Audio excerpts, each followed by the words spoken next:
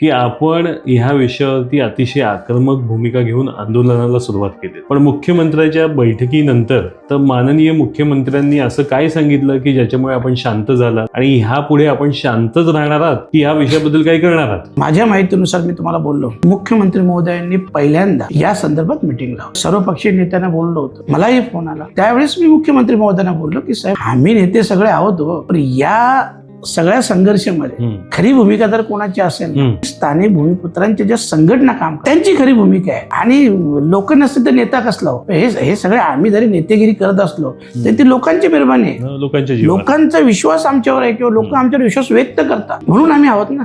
मग त्यावेळेस मी साहेबांना विनंती केली की बाबा साहेब, सगळ्या संघटना. त्यांनी सांगितलं की आता शेवटी एक लिमिटेड आसन व्यवस्था असतो, त्याच्यामुळे आता तो आसन व्यवस्थेचा पण विषय आहे. तर मग शेवटी मी त्याला विनंती केली तेव्हा त्यांनी सांगितलं की ह्या वेळेस आपण 8 संघटनांना बोलवा, पुढच्या वेळेस मी नक्की प्राधान्य देईन. मग त्यावेळेस बोलवलं आणि ज्या वेळेस आमची चर्चा झाली, मी एवढे वर्ष राजकारणात आहे, मी राजकारण करतो, कोण टोलवाटोलवी करतो आणि कोण मनापासून बोलतो, कोण प्रामाणिकपणे बोलतो, लक्षात कुठल्या विषयावर. आपल्या ह्या विषयावर जेव्हा मुख्यमंत्री महोदयांनी सांगितलं, 3 ऑक्टोबरला मिटिंग झाली, त्यावेळेस त्यांनी सांगितलं की 4 दिवसापूर्वी माननीय पंतप्रधान महोदयांना मी भेटलो. त्यांनी स्पष्ट सांगितलं की जो तुमचा प्रस्ताव आहे त्या प्रस्तावाला मान्यता मिळेल. हे एक विषय झाला.